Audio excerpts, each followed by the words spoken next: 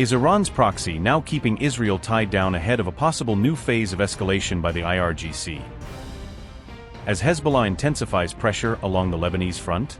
Has Hezbollah's latest attack, which killed and wounded Israeli soldiers in southern Lebanon, shattered Netanyahu's claims of control? Today the roles have been reversed. We are the ones hunting our enemies. Those who came to destroy us are now fighting for their own survival.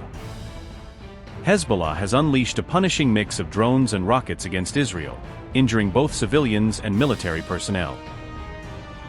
Israel faced multiple setbacks on April 13th amid its military campaign against Hezbollah, as casualties, drone-related injuries, and fresh rocket fire all added to the pressure on the Israeli side. An IDF reservist was killed and 3 other soldiers were wounded in southern Lebanon overnight, marking another serious loss during ongoing Israeli operations in the area. The Times of Israel identified the slain soldier as Sergeant Major Ayal Uriel Bianco, whose death quickly became a focal point of Israeli media coverage. Bianco, 30, was a firefighting vehicle driver in the 188th Armored Brigade and was from Katsrin, according to reports citing the Israeli military. 3 other reservists were wounded in the same incident, with one reported to be moderately wounded and the other 2 sustaining light injuries. All of the injured soldiers were evacuated for medical care, according to reporting that cited the Israeli military's account of the incident. The circumstances of the apparent accident are now under investigation by the military, indicating that Israeli authorities are still trying to establish exactly what happened.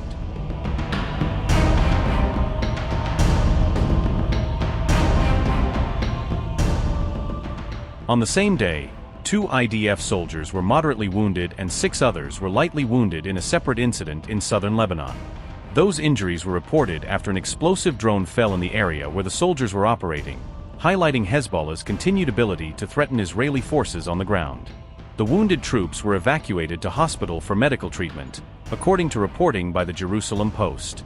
The setback came just after the IDF said it had only one major objective remaining in the same area, suggesting that even late-stage operations are still carrying serious risks.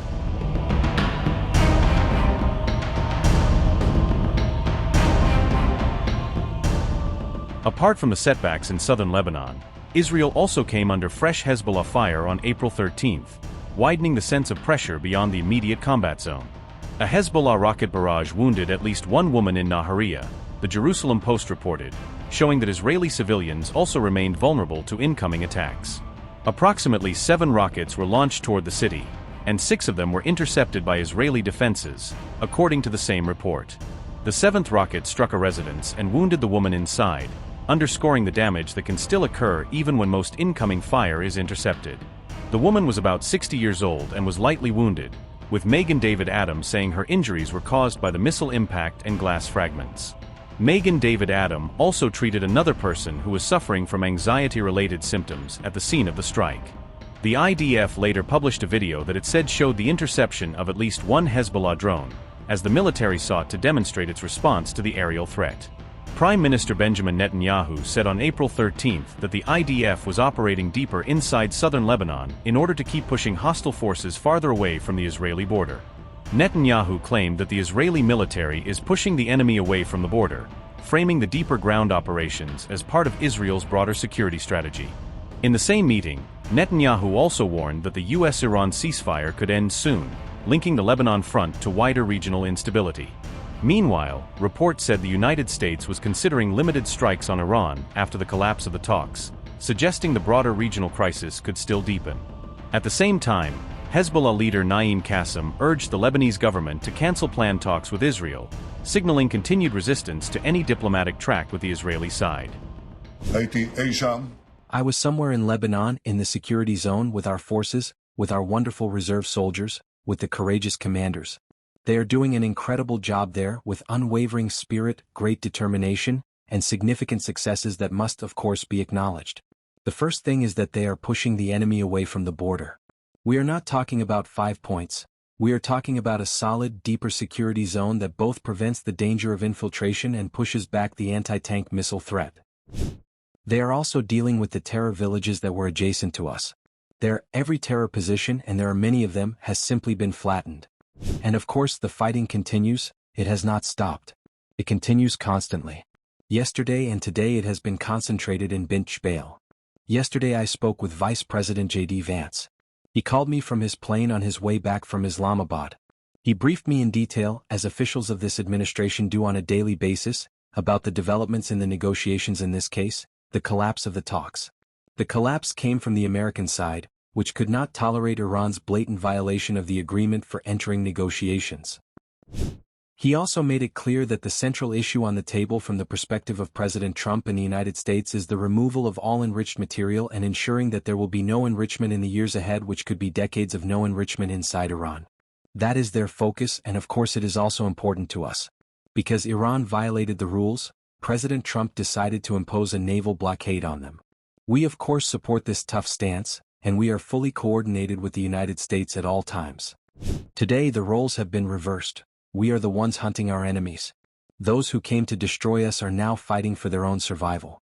The power of the State of Israel, only 80 years after the Holocaust, can be seen all around the world. Even if the world has forgotten the lessons from the Holocaust, we did not. If we had not acted, if we had not taken our fate into our own hands in the independent State of Israel, with the Israel Defense Forces and our security agencies, the names Isfahan, Natanz, Ferdau, and Bushehr would be mentioned like Auschwitz, Majdanek, and Sobibor. That is exactly the difference. They come to destroy us and we rise up against them. In every generation they rise against us. In this generation we have risen against them. That is an enormous change that all citizens of Israel should welcome. It ensures the central principle: never again. We refuse negotiations with the Israeli entity.